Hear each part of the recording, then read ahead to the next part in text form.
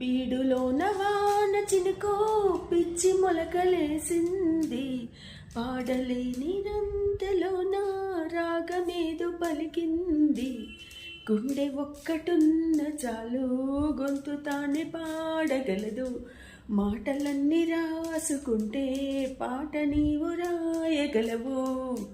రాత రాని వాడి రాత దేవుడేమి రాశాడో, చేతనైతే మార్చి చూడు వీడు మారిపోతాడు, మనిషి అవుతాడు.